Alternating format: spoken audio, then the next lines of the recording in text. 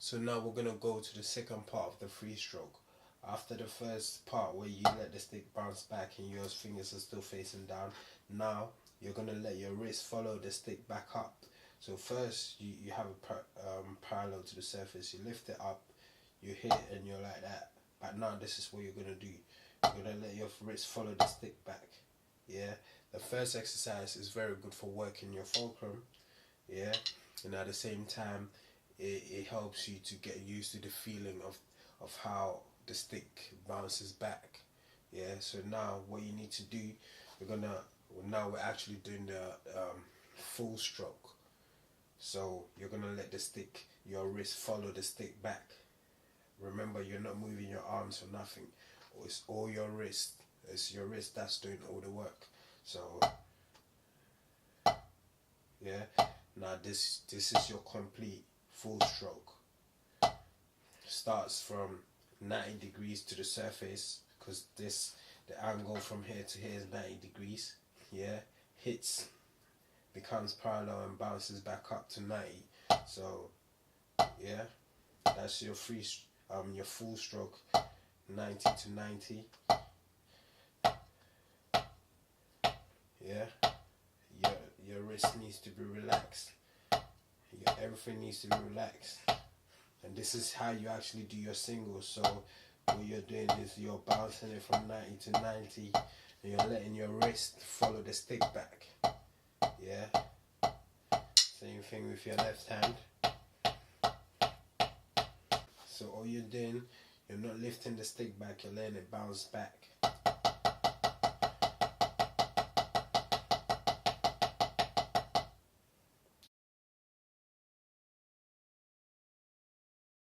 Now, the next type of stroke that we'll be going through is your control stroke or the downstroke.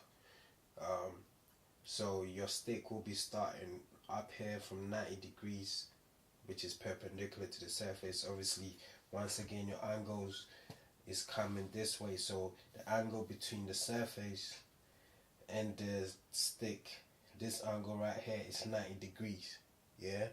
So what you're doing, the stick is 90 degrees and then you're hitting the surface.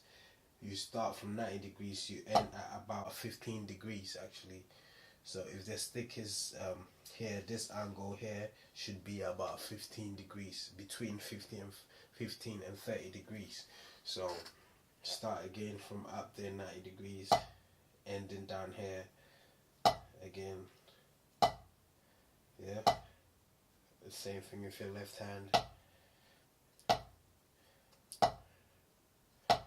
Now this stroke is a bit tricky because well, it's not very tricky. It's still similar to the full stroke where you're hitting and catching the stick up here. Remember, you're not raising the stick back. You're hitting, letting the stick bounce back up, and you hold it. So you're doing something like this. Yeah, that's your full stroke. You're kind of doing something like that. You're hitting, then it bounces back, and then you're catching it. Yeah, that's what you're doing. The difference between the full stroke and then the control stroke is that you're not catching up here, you're catching down here. So yeah, so what you're doing, you're hitting and the stick hitting, then you're holding it like that. Yeah, something like that. Yeah, so if you do it fast, I was just doing it slow to demonstrate to you. So this is how it would look. Now if you do the mistake of holding the stick before you hit the surface, then you're gonna hurt yourself, because remember, you're dealing with like forces around here. You're dealing with forces. So if you're lifting the stick, you're giving the stick kinetic energy, which is the energy that is possessed by any moving object. So you're letting the stick move and it's gonna hit the surface. That's gonna generate a force. Now if you don't move out of the way, the force is gonna be absorbed by your hands, and obviously this is what leads to injuries when people are playing.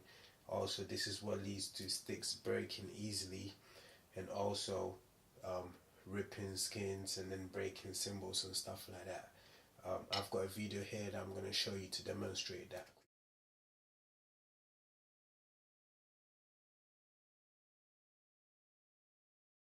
will explain.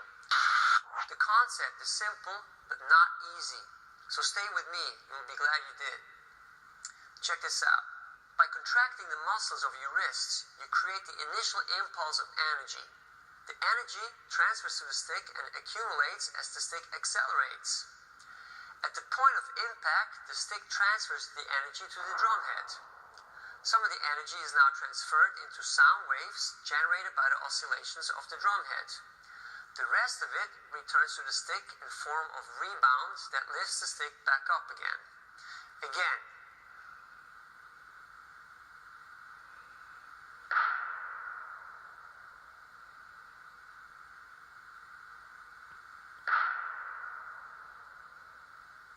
So basically, under ideal conditions, the entire energy of the initial impulse is returned into the stick and helps it to overcome gravity.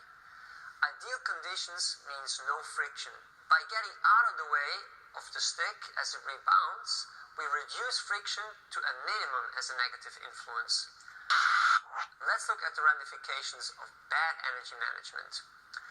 When we throw the stick down, but fail to release the energy in our grip because we hold it too tight, we resist the energy that returns back into the stick after the impact. Since we get in the way of the stick to express the energy as rebound, the energies collide violently and feed back into our hand where the shock has to be absorbed. This creates negative effects on two levels. One, we expel energy to stop the momentum of the stick on one hand. On the other hand, we need more energy to restart it again. Two, the deviated excess energy has to be absorbed by either the drumhead, stick, or our hand, where the repeated effect manifests in dented and broken drumheads, broken sticks, or much worse, blisters, calluses, tendinitis, and other repetitive stress syndromes in our limbs and joints. Now, the next type of stroke we'll be working on is the upstroke. This is where the stick starts from about 15 degrees. So from there, that's where your stick starts. You hit the surface and then you go up. Yeah. So let's do that again. 15, hit surface, up to 90 degrees.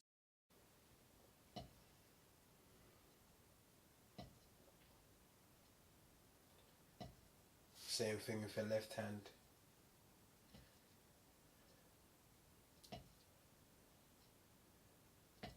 So starting from 15 to about 30 to about 90 degrees.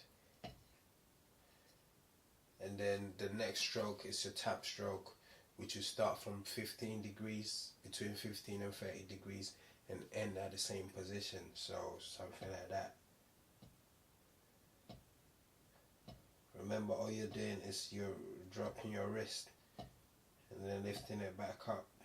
You're staying relaxed. Yeah, same thing with your left hand.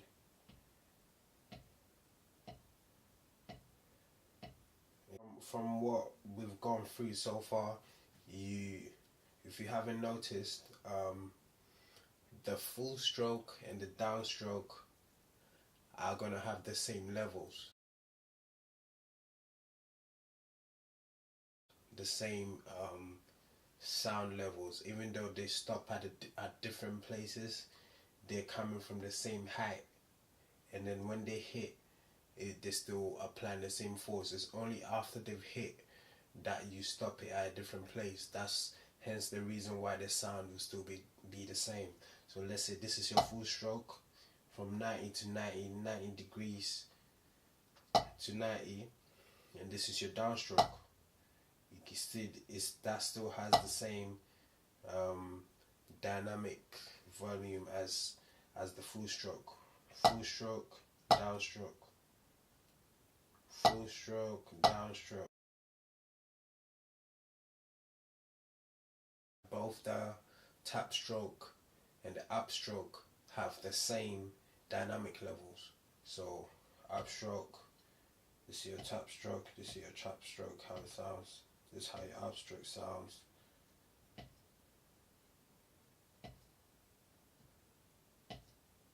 Yeah, tap stroke with left hand. Remember, your wrist is doing all the work. Upstroke. 15 degrees, ending at 90 degrees.